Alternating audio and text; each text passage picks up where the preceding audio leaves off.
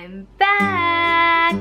I know, it's been like, I think it's been a month since the last time I posted a booktube video, which I am quite sad about because I was enjoying it so much.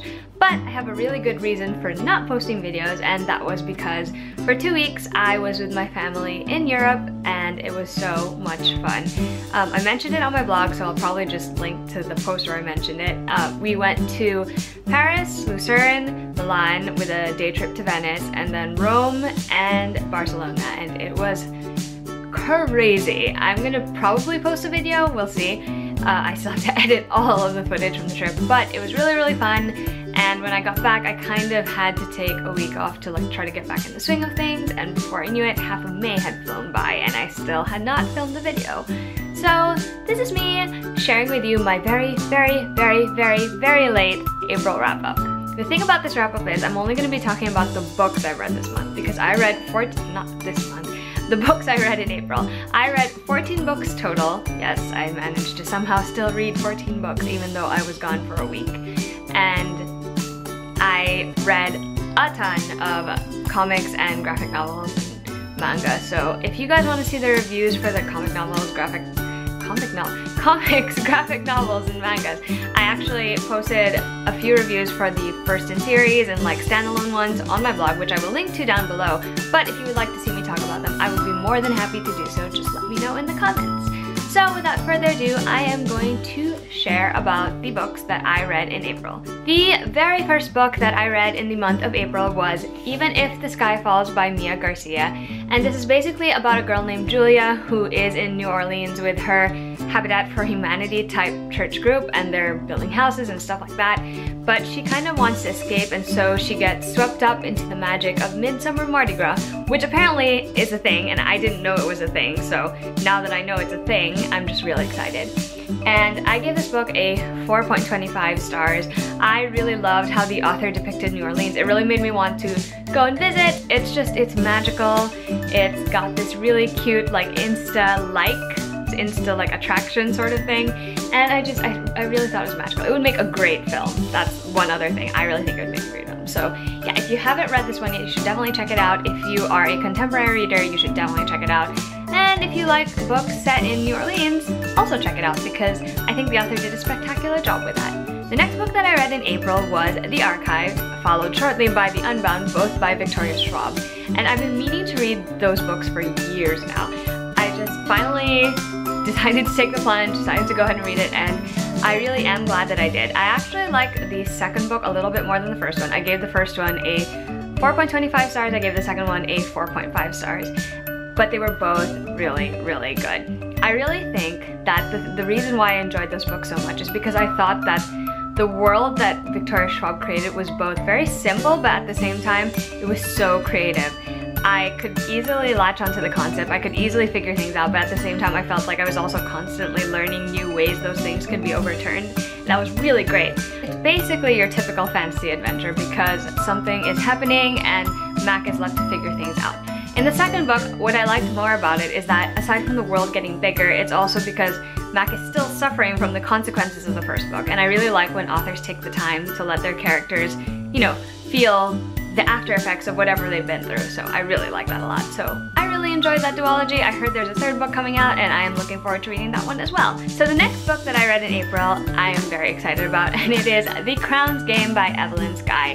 And this is a Russian-inspired fantasy, and it tells the story of two enchanters, Nikolai and Vika, and they are both forced to compete in a duel to become the Imperial Enchanter. The thing about this duel is it only exists because there can only be one Imperial Enchanter, and so one is gonna win and one is gonna die. And I just really enjoyed this one. I think that the magic of this book was really great. I love the Russian influences and details in it, and I also really just think that the way the author wove the plot together was phenomenal.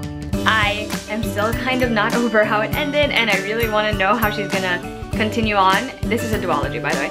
I really want to know how she's gonna continue on, and yeah, there's still a lot of questions that I would like answered. Oh, and I gave this one also a 4.25 out of 5 stars. Next book that I read was Wanderlost by Jen Malone, and that one was so freaking cute. It is basically about a girl who has to take over her sister's summer job as a tour guide, host, something, coordinator for a bunch of senior citizens who are going to be traveling around Europe. And it is so freaking cute. It's like the perfect movie material.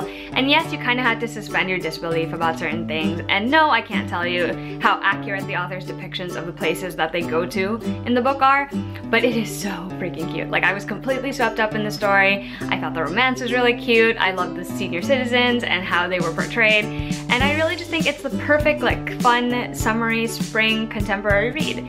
And you should give it a shot if you haven't already. And I gave that one a 4.25 out of 5 stars. The next book I read is actually a book that I've had for a while. It was gifted to me by my friend Cassie over at The Casserole, and it is 3 Days Summer by Sarvanas Tash. And this one I love because it has such a unique setting. This was in upstate New York during Woodstock, which I've never read a book set there. Not adult, not YA, nothing. And I thought that was really interesting. It's such an interesting backdrop to give these two teens in the book, Cora and Michael, because they're both trying to figure out what they want to do with their lives. They're in that position as teens, and I think like it just made everything seem a little more, like everything was so clear to them all of a sudden after being in this place where like everyone kind of only has one goal and like one thing they wanted. I don't know, it was both like fun to get to live sort of what it was like at Woodstock with them. At the same time, it was also really fun to see them both kind of realize things about themselves and what they wanted for themselves, and I thought that was really great. I gave this one a 3.5 out of 5 stars. The next book I read is a book that I actually bought this year, and that is The Forbidden Wish by Jessica Curry, and I am so happy that I bought this book, you guys. It is sort of inspired by Aladdin, but it's about the jinn and not Aladdin, and I thought it was so unique. She definitely keeps a lot of the elements of the fairy tale or the story that you might know, but she also manages to twist a lot of it in to do something unique with it, and I really like that a lot. I think actually that's probably the biggest reason why I enjoyed this one so much, because there were so many unexpected elements to it, and it was just great. I really enjoyed it. I did give this one a solid 4 out of 5 stars, and I think definitely if you are into Aladdin and if you are into retellings, you should definitely check this one out. The next book I read is actually one that I read and reviewed because I was sent this book by the book tour organizers, and it is Where We Fall by Rochelle B. Weinstein, and this is actually the first adult novel that I have mentioned in this entire video. It's basically contemporary fiction, and it has the point of view of 4 different people. A woman named Abby Holden, her husband Ryan, her daughter Juliana, and their friend, well, Ryan's ex and her friend Lauren. And this one is kind of hard to talk about because it's got a lot to do with like a secret that the 3 of them, Lauren, Ryan, and Abby, not a secret, but like something that happened between them, and it's basically alluded to, and you slowly but surely find out like the truth about what went on. And what I think was most interesting about this is just seeing how your history, depending on your perspective, can be different, and how it can affect the rest of your life and even the lives of the future generations. I thought that was very interesting, and I think that the author did a good job of like making me feel like each character kind of got their, you know, time in the spotlight, if that makes sense. Like I got a sense of each character's struggle and what they went through, and like I understood their perspectives, even though I didn't necessarily agree with a lot of them, like a lot of what they thought or said or did. But I found that very interesting. It was really hard to read too, because Abby is actually suffering from depression, and it's very, very difficult to read stuff like that. Just the way it was portrayed in this book was really heartbreaking, and you know, I think the author's take on it was very interesting. I gave this one a 3.25 out of 5 stars. So after the heaviness of that other book, I had to go for something a little lighter. This one is actually not lighter because it actually deals with grief, but it is lighter in a sense because they sort of go on a road trip journey to deal with the grief that they're feeling. So I guess that's why I felt better after reading it, and that is The Way Back to You by Michelle Andriani and Mindy Scott, and I really think this cover is very cute, and it's pretty apt for the book. Cloudy and Kyle have lost their best friend, and they're both dealing with that grief in their own way. Cloudy is kind of pretending like she's okay and that things are okay and she's fine, Meanwhile, Kyle is kind of having like a breakdown. These two are actually thrown together when when Cloudy discovers that Ashlyn's mom has been keeping in touch with all the people who were recipients of Ashlyn's organs after she died. And so they Cloudy and Kyle kind of go on a road trip to visit them, to see for themselves how these people are doing, maybe find some hint of Ashlyn in them. And I thought it was interesting to watch how both of them were forced to come face to face with and deal with the grief that they were still feeling. And it was nice to see them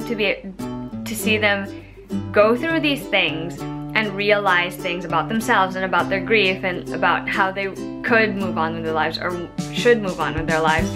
And it was fun. It was like a great combination of like road trip shenanigans and this real grief that was running through the entire book. So I really enjoyed this one, and I gave it a 4 out of 5 stars.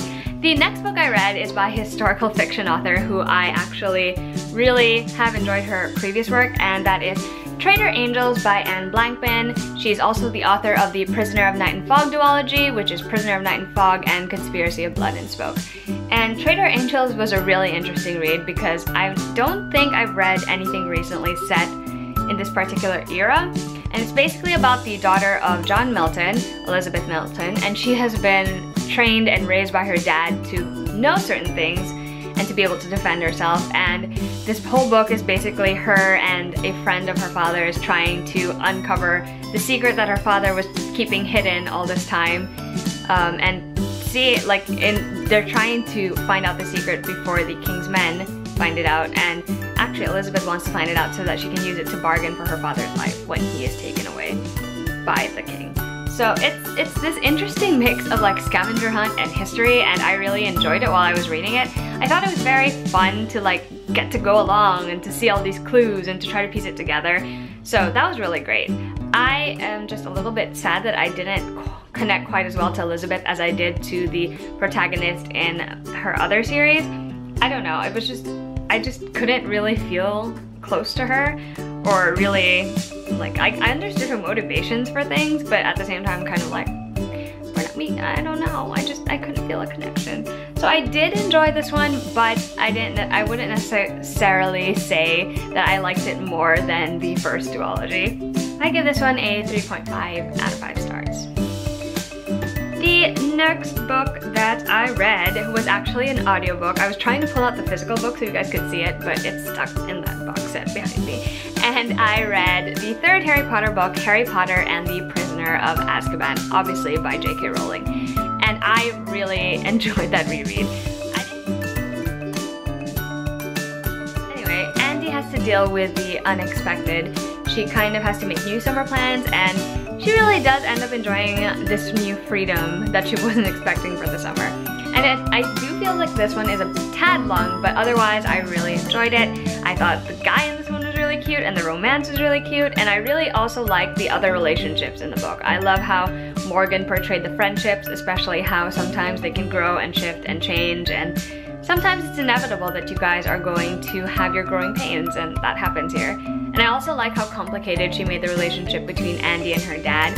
I think it's always interesting to see that sort of like the parent-child relationship explored in YA novels, and Morgan did it really well in this one.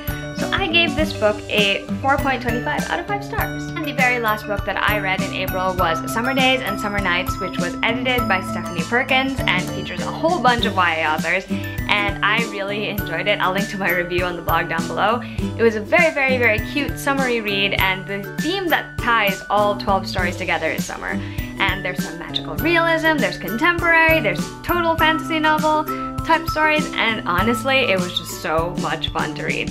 I think this is such a strong short story collection. I think I can definitely say for myself personally that I enjoyed it more than My True Love Gave to Me, which I already thought was cute, but this was just adorable. I don't know, maybe it's also because I love summer. I'm a summer girl, I'm a summer baby too, and I loved it so much. So there you have it, guys. Those are all the books that I read in April, and I'm back now. I shall be filming more videos today, but I just wanted to say that I miss being on BookTube, and I'm back to being on BookTube, and you guys are going to be seeing more of this. Okay, if you like this video, give it a thumbs up, and I would love it if you subscribe to my channel. You can also find all my other social media links and my blog link down below, and I hope you check them out. Alright guys, till next time. time. Goodbye!